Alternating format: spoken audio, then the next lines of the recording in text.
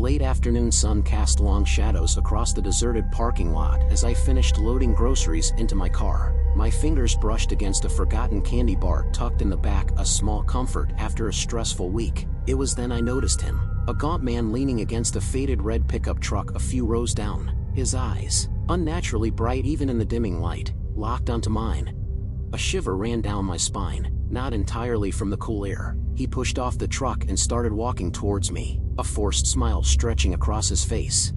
"Excuse me, miss," he called out, his voice raspy. "Car trouble, wouldn't you know it? Stuck here ages. Any chance you could give a fella a lift?" I politely declined, explaining I was heading home and didn't go out of my way. His smile faltered, and a flicker of something dark replaced it in his eyes. "Come on, now," he persisted, his voice taking on a desperate edge. "Just a few miles down the road. I wouldn't take long." My unease intensified. I shook my head again, a hollow apology leaving my lips as I climbed into my car. As I started the engine, I caught a glimpse of his face contorted in anger through my rearview mirror. Pulling out of the lot, I glanced back once more. The red truck was nowhere to be seen.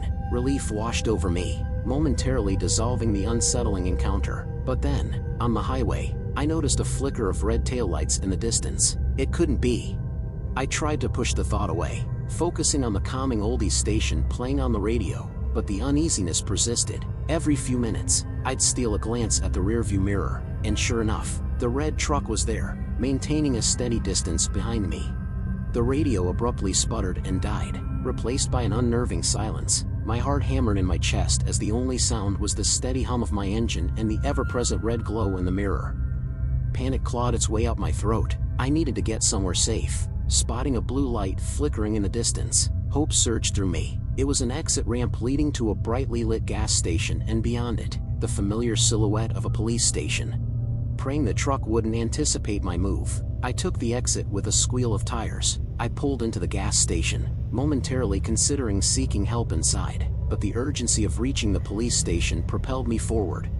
Ignoring the disappointed honking from the cars behind me, I cut through the station, racing towards the police station lights. The red glow in the mirror seemed to intensify, like a malevolent eye tracking my every move. The police station loomed ahead, a beacon of safety. I slammed on the brakes, throwing the car into park, and stumbled out, breathless. With pounding feet, I raced towards the double doors, pushing them open with a cry for help. Two officers materialized as I burst through, my voice ragged as I explained the situation. They looked at each other, a flicker of concern in their eyes. One officer radioed for backup while the other led me towards a secure area. Through the waiting room window, I glanced out. The red truck was parked across the street, engine running. The figure of the man loomed in the driver's seat, his face contorted in a chilling mask of fury. The arrival of more patrol cars finally chased the red truck away. Relief washed over me, leaving me weak and trembling. The officers, kind and reassuring, took my statement, promising to follow up.